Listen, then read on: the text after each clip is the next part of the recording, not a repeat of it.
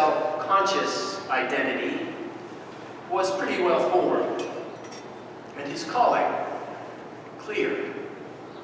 He was, after all, the Gospels tell us, 30 years old when he started his public ministry, and this was probably considered middle-aged back then in his day. He'd had quite a few years at the carpenter's bench, lots of time to consider and think about and pray about what God had in store for him. His spirit was being honed all of those years, I believe. His heart made ready. Whatever he knew or didn't know about being Messiah, at this point he knew clearly whose he was and was prepared to take on whatever God had in store for him. But it wasn't enough, as either he knew or would come to discover, simply to be chosen, appointed. He must be tested. For Jesus says, for any of us who seek to follow him, only as we are tested do we learn dependence on God and on God alone. This was the clear and stark meaning of his wilderness time. The story of the temptations of Jesus by Satan in the wilderness is always the gospel reading for the first Sunday in Lent, for just this reason. Lent is that time in the Christian year for stripping away what prevents us from seeing and knowing that it is God who provides for all our needs in all seasons. You can't figure your way into that realization. You can't depend upon warm feelings of comfort and assurance to take you there, because feelings come and go. Being chosen by God, Jesus knew he had to choose in return. And as a fully human being, he knew the pulls and the tears, the subtle suggestions that claw and scrape away at our strength and our resolve to depend not on God alone, but on ourselves and what we can make or come up with to steel ourselves against the hard edges of a God-anointed life. That's why we keep our sanctuaries stark during Lent. Don't sing our hallelujahs, we bury them for a time. The word Lent, as Barbara Brown Taylor reminds us, comes from an Old English word, Lengton, which means spring. Only, she says, in this case, not the budding of flowers, but the greening of the human soul.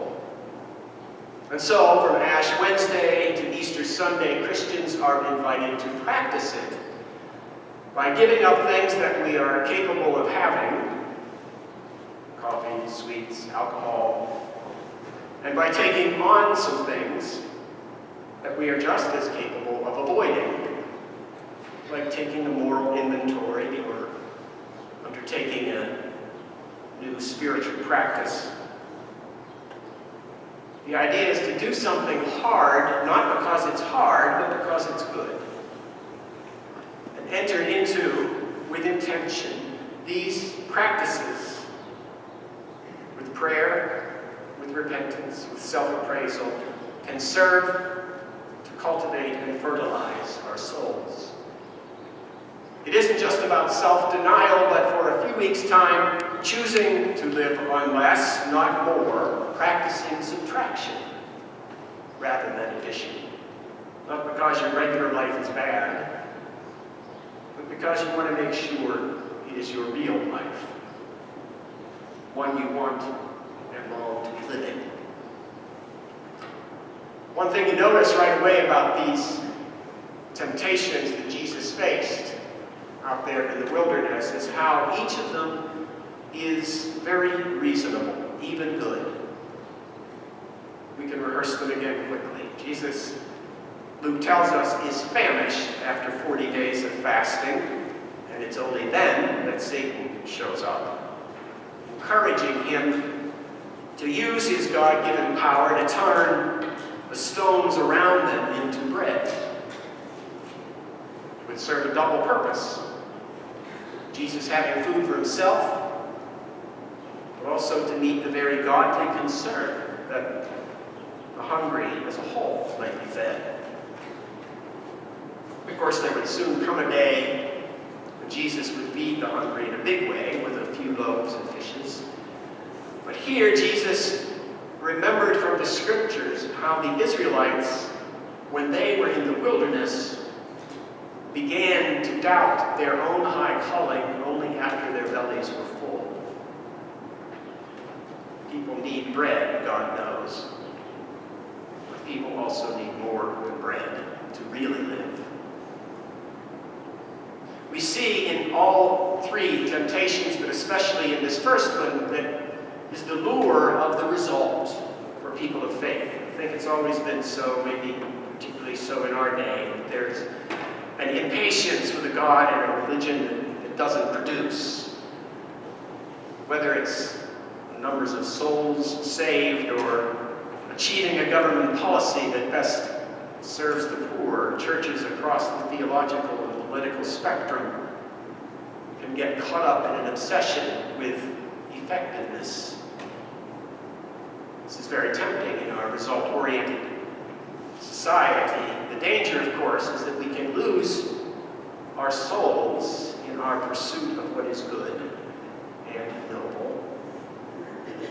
Soon it is not God we're serving, but our own good ideas. Let our witness be to the grace of God, who supplies all our needs, and not to our own cleverness. The second temptation is like the first in its push for results, but this time having directly to do with gaining power and using it. Power in the hands of Jesus would have been much preferable, would it not, to being in the hands of an oppressive Rome and its Caesar. Had we lived under Caesar's rod, we would have longed for political liberation. Our fathers and uncles and grandfathers may have been among the 100,000 or so people who perished in the aborted rebellions against Rome between 67 and 37 BC. And our scriptures would have led us to expect a political Messiah to implement the word and the will of God as prophesied by Zechariah. The Lord will set free all the families of Judah. And on that day, I, the Lord, will set about destroying all the nations that come against Jerusalem. But Satan put it not in political terms, but in terms of worship. He wanted Jesus' worship in exchange for power. We shouldn't think of this in the way that we consider what some would call devil worship today. Strange and silly and gross, realm of strange evil spirits, but rather consider it in respect to the real world where the one who has the power gets things done. The world of competing interests. This is where the effectiveness and the competence and success rules. It's yours, Jesus. You could be so successful. You could do so much good. Jesus wasn't about creating a more effective political system. He was about bringing a different kind of system, of realm, entirely. One where the dominant rules of the kingdom game of this world are not acknowledged. It isn't about power against power or policy against policy, but about living as if God were the author and director of life, and to be God's people is to live by the priorities of God's realm. The American prophet Martin Luther King Jr. told us of these priorities. It is well quoted, often quoted statement in the midst of the struggle over one of the most divisive and contentious political and moral issues of the 20th century. God knows continuing to be so. When he said, through violence, you may murder the liar, but you cannot murder the lie, nor establish the truth. Through violence, You may murder the hater, but you cannot murder the hate. Returning violence for violence multiplies violence, adding deeper darkness to a night already devoid of stars. Darkness cannot drive out darkness, only light can do that. Hate cannot drive out hate, only love can do that. Well, it seems as if Satan gets more desperate. The further along he and Jesus get in their test of wills, and his final temptation for now comes as an invitation to Jesus to show all the world who he truly is. Since he was the Son of God, then he could just throw himself down from the high place, pinnacle of the temple, and the angels would surely scoop him up before he hit the ground. There'd be little question who he was then. If the Son of God is not to rescue people from their poverty or to liberate them from their oppressors, then at least let him be personally vindicated. It's only fair that God should shield his beloved from harm.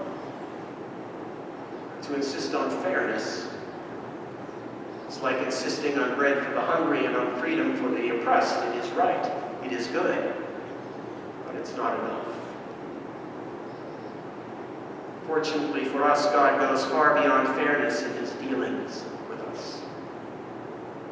God's love exceeds what is demanded by justice, and God's forgiveness never fails. And Jesus' calling is to lay bare the heart of God for all to see. It is highly irrational, hardly realistic. And it seldom gets the kind of results we thought we were after, because you see, it is the way of the cross, the way that Isaiah describes, that is despised and rejected of men. This is hard wilderness stuff, the stuff of Lent, of our repentance, of our confession, that we need the Lord of new creation to enter our hearts once again, to stir us once again from our merely realistic and reasonable lives, where we settle too often for the good instead of for the holy best. We need our spiritual sensors awakened, to be alert to the ways that we are drawn in and taken over by those things that make us forget who we are. After being baptized by John in the River Jordan, Jesus went off alone into the wilderness, where he spent 40 days asking himself what it meant to be Jesus. And we are invited to do the same, to ask what it means to be Janet, Gary, Veronica, Linda, Pete. Christians, Frederick Buechner suggests, during Lent are supposed to ask one way or another what it means to be themselves, devoid of the masks we wear to get along in this world. And so he offers these questions that we might ask of ourselves. Frederick Buechner: if you had to bet everything you have on whether there is a God or whether there isn't, which side would get your money, and why? When you look at your face in the mirror, what do you see in it that you most like? And what do you see in it that you most abhor? If you had only one last message to leave to the handful of people who are most important to you, what would it be in 25 words or less? Of all the things that you've done in your life, which is the one you would most like to undo? Which is the one that makes you happiest to remember? Is there any person in the world or any cause that, if circumstances called for it, you would be willing to die for? And then, if this were the last day of your life, what would you do with it? He concludes, to hear yourself trying to answer questions like these is to begin to hear something not only of who you are, but of both what you are becoming and what you are failing to become. It can be a pretty depressing business, all in all, he says, but if sackcloth and ashes are at the start of it, something like Easter may be in the end.